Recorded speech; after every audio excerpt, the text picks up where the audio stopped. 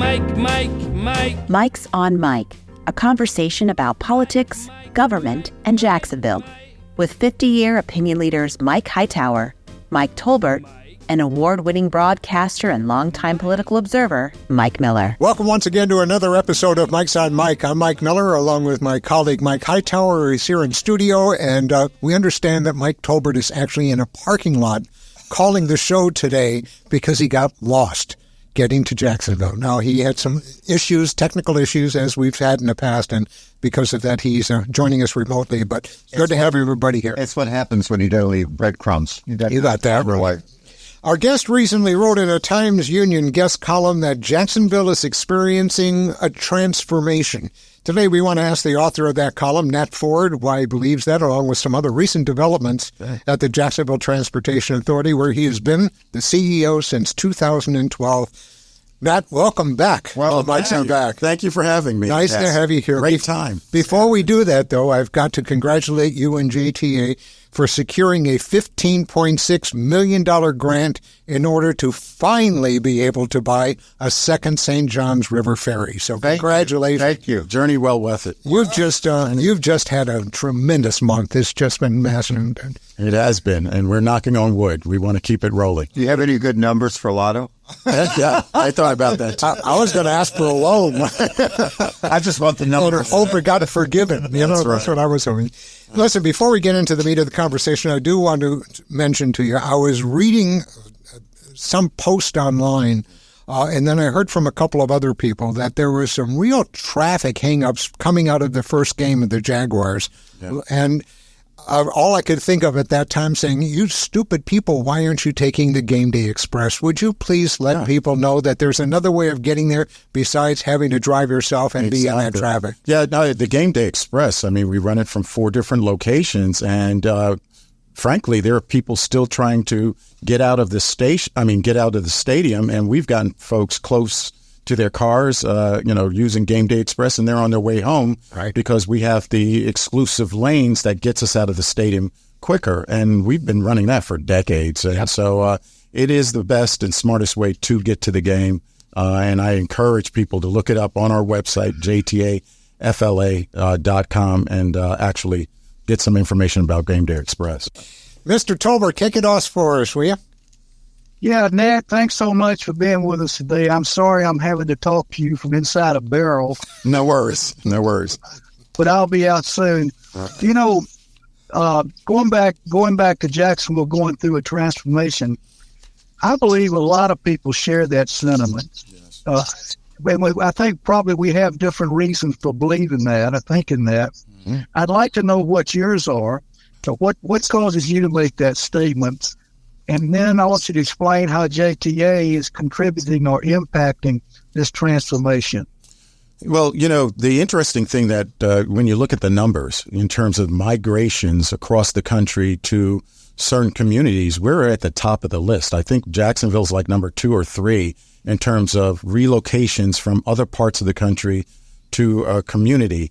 And I believe the number in last year was about 17,000 new residents in the past fiscal year, past 12 months.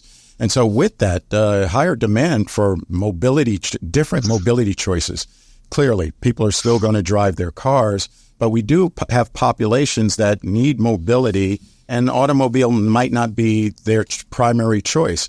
We're also seeing from that migration that a lot of new citizens want to use public transportation and other modes for mobility. So what has happened for the JTA over the past few years, we've really had to diversify our portfolio of services. Everybody knows about the Skyway. About our 40-foot buses. You see those, but now we're operating Ready Ride, which is almost like a door-to-door Uber-like service in 14 communities in Duval County. Reason being is without Ready Ride, a 40-foot bus would be very expensive and overkill in terms of delivering those services.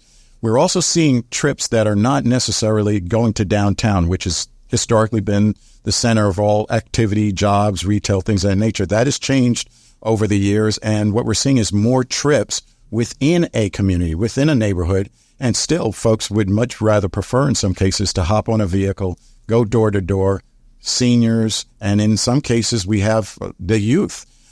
Great growth in our ridership has been the middle schoolers and high schoolers that are now using public transportation and helping to alleviate some of the challenges DCPS has been having with school bus. And not just that, but for those students, they ride for free, don't they? That's right. We thought, yes, that's right. So for a number of years now, it's been at least two years or so.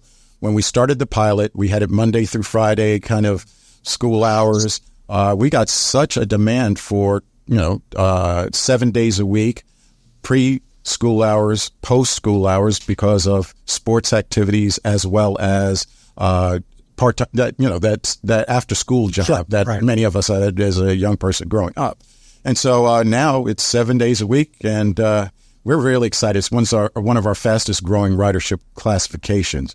And then the autonomous vehicle program. We do believe that is the future.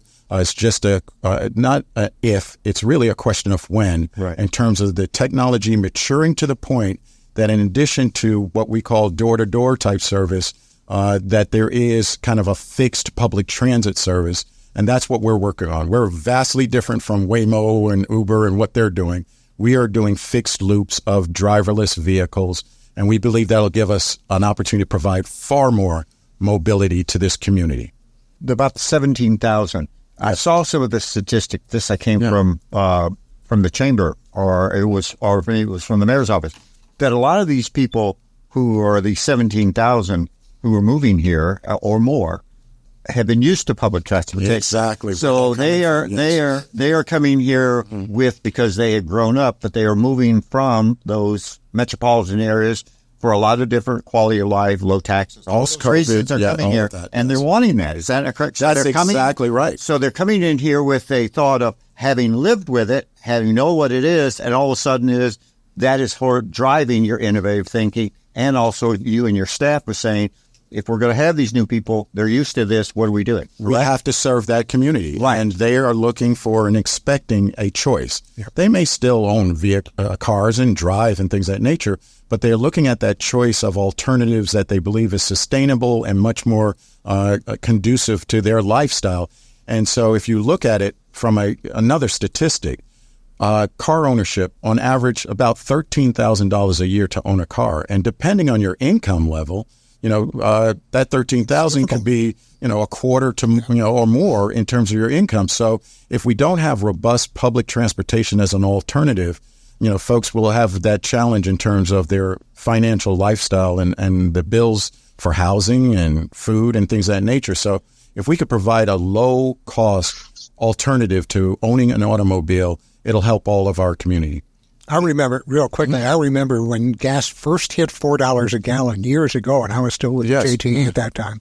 And, we saw a great spike in ridership, and that just proves the point that you get to a financial position where it's no longer viable for you to use your own transportation mode because gas got so high at that point. JTA was the beneficiary of that in many ways because we ended up getting increased ridership as a result of that. Not to cast aspersions upon the airport or down, but do you know what it costs to park a car? Oh, that too. Yeah. If you can find it. Wait a minute. There's another issue here. Exactly. You get a car. It's trying to find a parking place or what you can afford. They don't take quarters. Listen, I went to a shrimp game a couple of months ago, and that's when Luke Holmes was in town, and he was playing at the same time there was a shrimp game. $40 to park in the parking garage at the stadium. Wow. $40 a car. Now that you are not, it's no longer a bus company, kind of help us understand some of the new things. The one issue I know people are interested is the leadership of where we are with the Emerald Trail, which is a big thing. That's right. And then this new thing called U2C. So thank you for that, because when we talk about the Emerald Trail, receiving that earlier this year, same year that we're talking about on some of these other wins, $147 million to finish and complete the Emerald Trail, $147 from the federal government, $38 million as coming from the JTA. And the JTA has been very fiscally responsive over the years and squirreled this money away in our capital reserves to be hyper competitive for these federal grants. You have to have local dollars to match the federal grant. Now we have a $184 million project to complete, which is the remaining segments of the Emerald Trail. I'd like to point out that doesn't happen overnight. Out of 696 applications, 132 awardees, and JTA was the sixth highest in the country, in the United States and associated territories. Wow. I make sure I get those facts right? So with that, the JTA's reputation and the work that we do in terms of engaging in Washington, D.C., where these decisions are made in terms of these grants, it bears fruit. Over this 10 to 12-year time frame, $350 million, forgot the ferry grant, 15.6, so $366 million in federal grants, competitive grants have come to the JTA because, one, we are very well connected and in tune with the desires of the Federal Transportation Administration, the U.S. Department of Transportation. So we've been working that for years. We've been sharing our projects, our vision, and what are the needs of this community. And I do some of that personally, and then I do it with staff, and we do it also with hired consultants that do that work. And the return speaks for itself. And now we have the challenge of 6 years to build the remaining segments. That comes along with it, which is the responsibility to perform and execute on these contracts. Our original grant was for a 10-year horizon to build this program. So you can imagine we won on one hand, but then, we're kind of, okay, how we're going to do this in 6 years. Great partnership with the city, great partnership with Groundwork Jacks. We're working through those final decisions on how to deliver this project on schedule. Switching gears, the U2C project. Correct. So when I first arrived, the Skyway was a very controversial issue, probably still today. This team didn't build the Skyway, but we do recognize that there's a federal investment in the Skyway, and with the amount of downtown development that is occurring, everything from the stadium, Four Seasons. On Thursday, you'll hear an announcement about 2 transit-oriented developments that the JTA is partnering with the private sector on our property in downtown. So there is going to be a significant growth in population downtown, a lot of activity. There is going to be a need to move people efficiently. Skyway, obsolete technology. Should we keep it? Should we tear it down? Decision was made to keep it and find a way to expand it and extend it to 10 miles. Doing the same monorail technology that we currently have is obsolete. Can't even find cars. You can't even find parts for it, right? So the concept at the same time, because we're road builders, we started hearing about autonomous vehicles and how to make smart roads that these vehicles can talk to, traffic signals, things of that nature. The U2C project came from simply leveraging that 2.5-mile structure that the federal government still has investment in, and reconverting it back to a roadway. Used to be a 2.5-mile roadway at elevation, converted back to a roadway, and then between a combination of autonomous vehicles at street level and on the elevated structure, we are able to move people in downtown.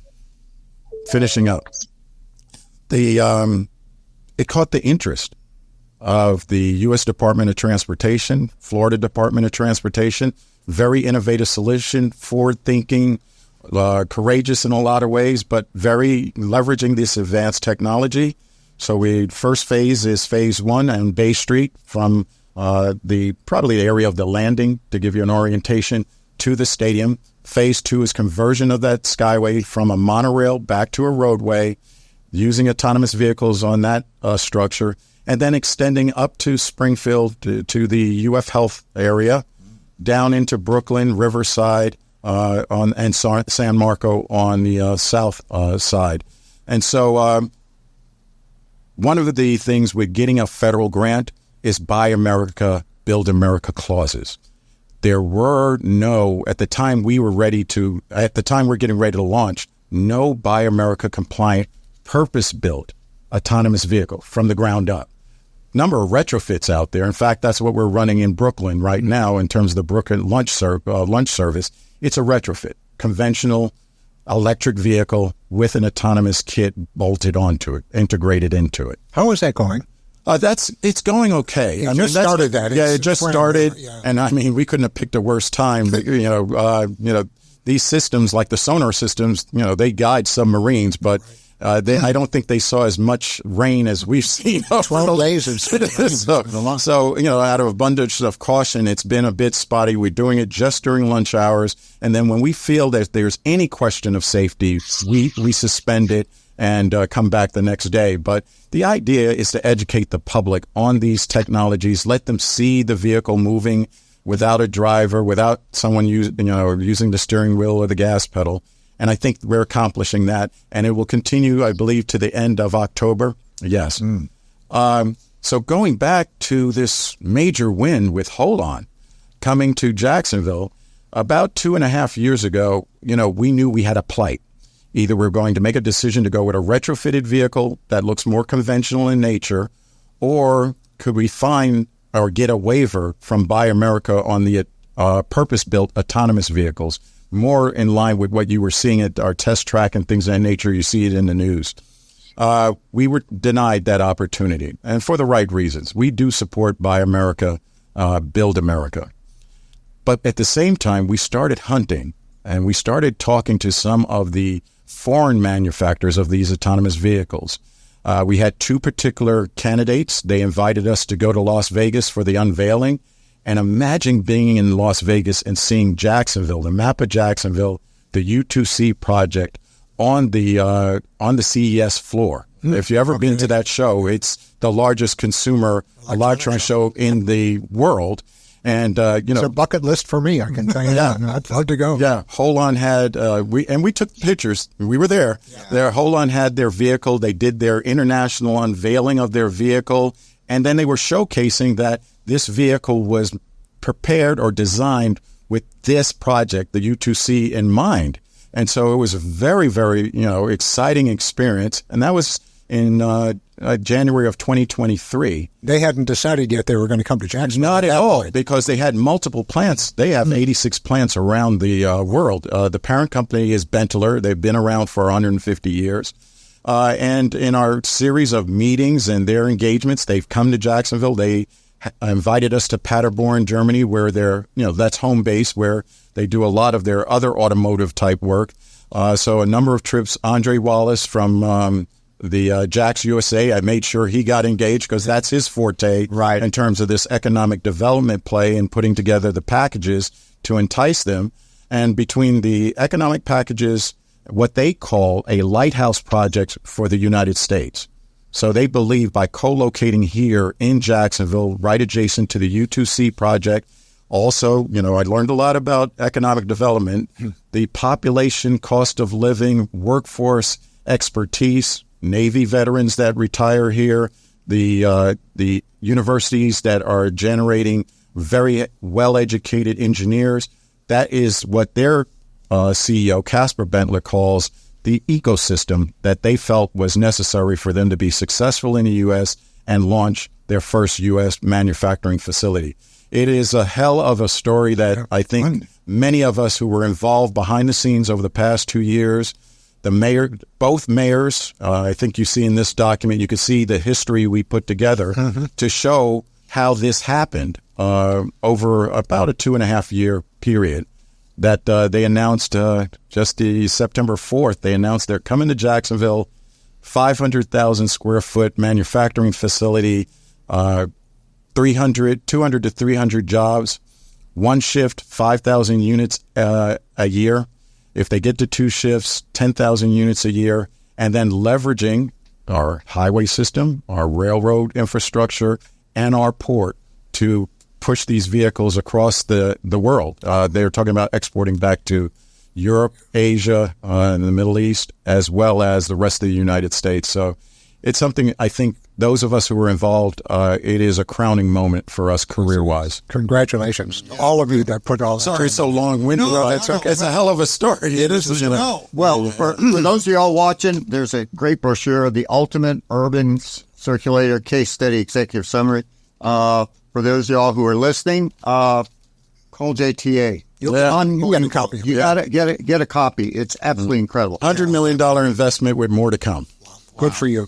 Mr. Tolbert. Yeah, Nat, it's obvious from your enthusiasm and what you're sharing with us that you already have executed some incredible plans for the future of JTA.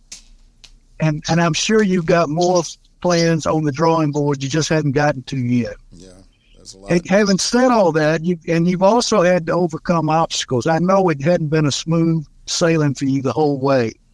I'd like to know, looking ahead, what do you see the obstacles for you coming up, and how do you convince the skeptics that you're doing the right thing? Yeah, I think with this type of effort, it takes a great deal of courage and I think a certain amount of determination. And I'm blessed with a team. I'm surrounded by some really strong, determined individuals. We know that we are, embarking on these very challenging journeys, but we do it out of understanding and a belief that we're doing it to improve the quality of life for the community that we live in. We know these technologies are coming. We know these issues related to population growth are coming. We don't want to deal with the problem after it's already here. So we're trying to make the smart decisions early and leverage new technology and leverage appropriate planning and decision making. One of our initiatives is something that we're working with the city with in partnership with the mayor's office is Mobility Vision Plan 2050. We need to start now in terms of what does this community need to invest in for adequate mobility from an economic standpoint, healthcare standpoint, education, the list goes on and on. The better we move, the better our community will be. And so it takes a lot of courage. It takes some vision. And I'm surrounded by a team of folks that are not satisfied with the status quo. We're always looking for that next mount. We don't climb hills at the JTA. We look for mountains to climb. Yeah. And this is evidence of that. One thing I used to say when I did external affairs at JTA, when I first got there in 2000. That's when they did stagecoaches, right? Exactly right. Well, we found a fourth wheel. But I used to always say to then the CEO, Mike Blaylock, I said, the problem we have is that we're always invited for dessert, but we're never invited for cocktails and appetizers. Mm-hmm. We got to get there and be there as part of the first group of people and not brought in at the end to say, okay, JT, now what are you going to do to help support us? I'm going to take the high road. That was just right there. I'm not going there. But Mike, to follow up on that, I think, we're a team that likes to win. And we're a team that believes that we could be first as a community. We could be first in terms of this autonomous vehicle technology. And why not be first? Why not have the first autonomous vehicle manufacturer in the United States in our backyard? They had other choices. They have other facilities around the country. But we fought hard for Jacksonville and using this project and all of the blessings that we have here in our community to bring them to Jacksonville. Two words come out of this: leadership and tenacity. I mean, you're waiting to see how it's going to do. You'll come in second. Yeah. So it's got to be leadership. It's got to be tenacity, and it's a team effort. And then got that, then you keep pushing. And it's a tribute to our board of directors. Well, no question. We have a world-class group of directors. As you know, I've worked in San Francisco and Atlanta. I've worked for a number of board members over the years. This team of board members, bar none, have been the most business-minded, oriented, prudent, risk-taking group that I've ever worked with. And they do provide the adequate amount of oversight in our decision-making. They ask us the tough questions. But at the end of the day, that passion about improving the quality of life in this community overrides that. We cannot choke on our success years from now because we didn't have the courage to move forward with this mobility solution that other cities we're not alone. They're working pretty quickly and fast to deploy these technologies because it's a competitive advantage from a business standpoint, and it's also an advantage, again, in terms of quality of life, helping people get to school, helping them get to doctor's offices, and then helping them get to that job in a more efficient way and not just being stuck with a 40-foot bus. What do we do? And this has been an age-old discussion in the halls of JTA forever, and that is, do we do light rail? Yes. Do we do smaller buses?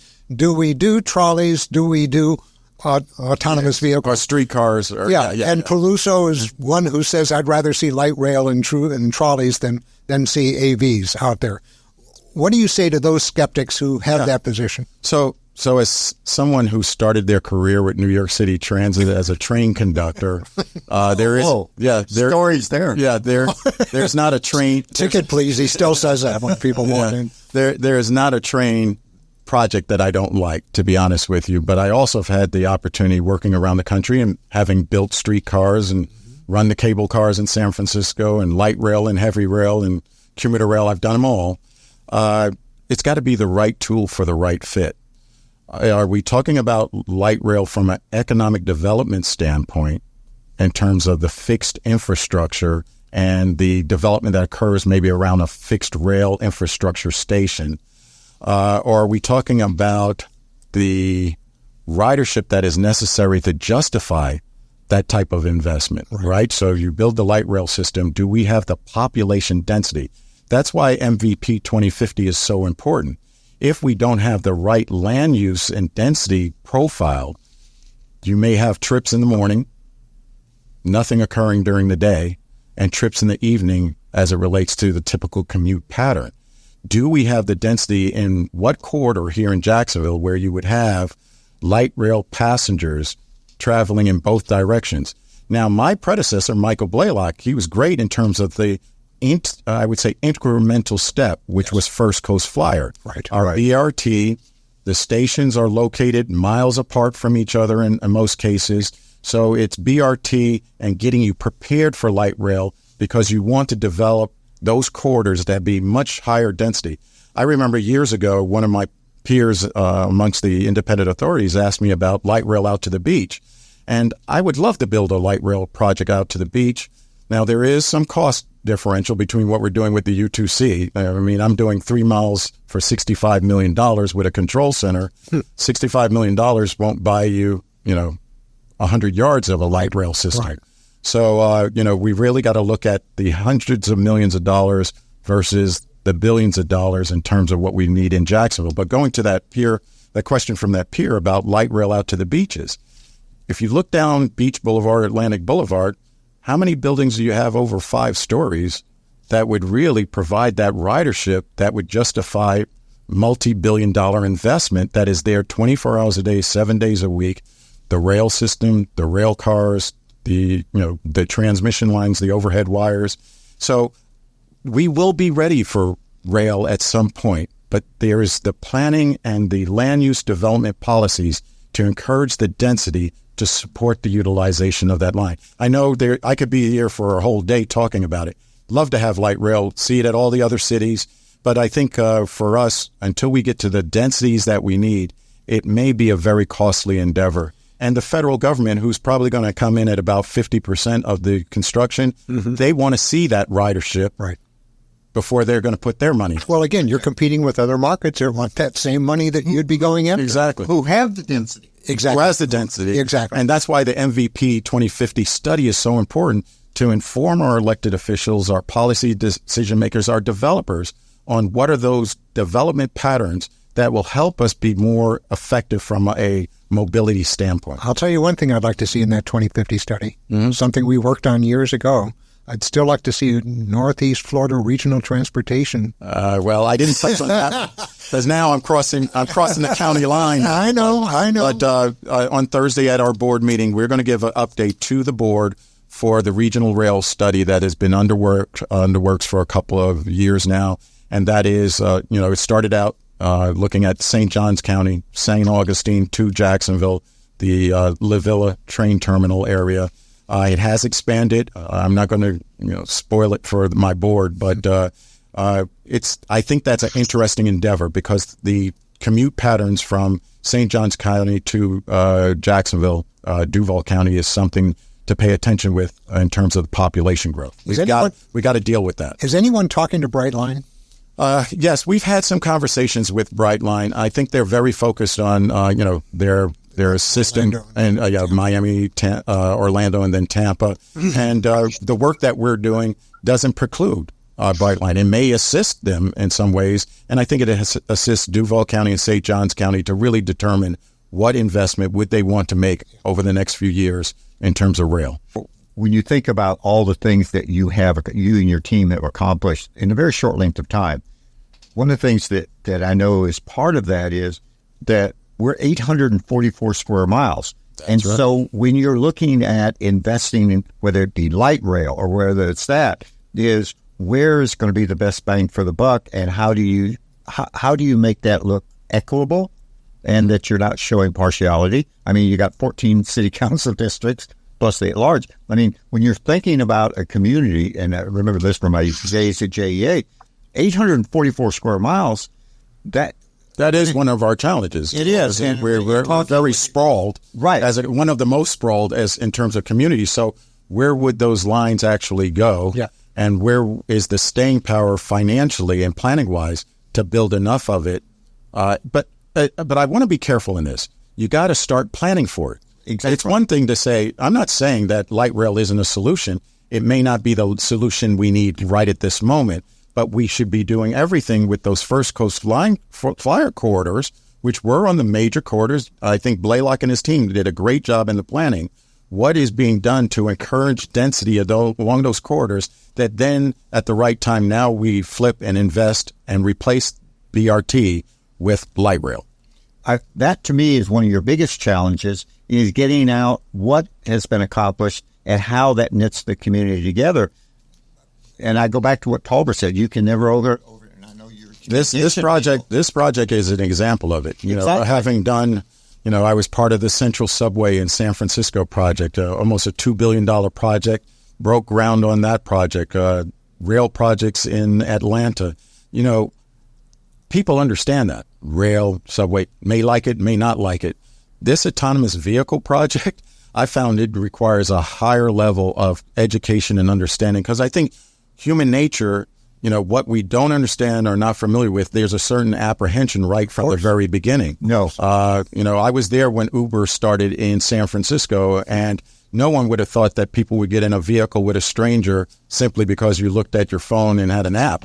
But human nature, after time, if well-educated and informed, they're willing to adapt to these new technologies.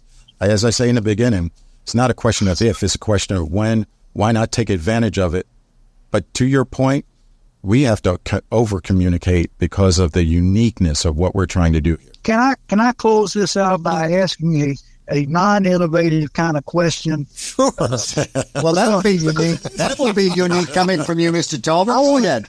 I want to go back. I want to go back to where we started with the Mayport Ferry. Oh, okay. Yes. Yes. All right. And on behalf of my beach friends and my north side friends, I want to thank you for taking that over and then following through with it and making it even better. That we almost lost the ferry. That's right. And it took some yeoman type efforts from people like John Crescent Benny and Elaine Brown and others. Gulliford. Bill Gulliford. In Gulliford, yes, Bill Gulliford, to save that ferry. And you guys took it over. And I get the impression you don't regret that at all, especially by expanding with one more ferry. No, it's not always about innovation and new technology. Sometimes you just go back to what really works, and it's basic in your transportation system. Yes, sir. It's mobility. And when I took that on, I think it was kind of the new guy in Jacksonville, and everyone was like, oh, yeah, let's give him this problem. Little did they know that I really wanted it. That our team wanted it, because our vision as the JTA, we do the road building, bridge building, and public transportation. Our vision is to be a holistic transportation provider. So from sidewalks to bike lanes, you name it, we want that responsibility. We believe that a holistic transportation network of various different modes for different mobility, automobiles too, that is the solution of the future. You may be walking today, biking tomorrow, riding transit the next day, and driving a car a day after. All of that should be harmonious, and it should work well together and be integrated. And so when that ferry opportunity came up and everyone was trying to kick it away and give it to the new guy who just came to town and wouldn't know any better, I just saw, again, I think this is the DNA of this team. We saw it as an opportunity. Right. And now $55 million later in federal grants and local match, now we're getting a second ferry. Now my problem is, okay, I can't just dock that second ferry. Now what's next in terms of leveraging both those ferries in terms of the St. Johns River? So that's something we'll talk with the city about. I'll talk with my planners, and it won't be just a second ferry. It's going to be expansion. Well, Jacksonville, the River City. I mean, It only makes sense. Yeah, That's right. That's right. So, but this has been a pleasure. It's always a pleasure to sit down with you, gentlemen. So very, very much. Thank you, Dad. Yeah, thank you so much, man. I think the big takeaway from this is that our JTA is not just a bus company. No. Yeah, turn the page, ladies and gentlemen. Oh, yeah. We are far beyond that. All right, that's going to do it for another episode of Mike's on Mike. Always our thanks to the Jacksonville Historical Society and the Jacksonville History Center for their sponsorship of our show, keeping the lights on and the cameras rolling, and to the wonderful donors of the History Center who help keep us on the air as well. Thank you very, very much to all, and we'll see you again next week. Mike's on Mike with Mike Tolbert, Mike Hightower, and Mike Miller can be found on your favorite podcasting platform, Facebook, and YouTube. Visit the website at mikesonmike.com. Join us next time for more conversation with Mike's on Mike.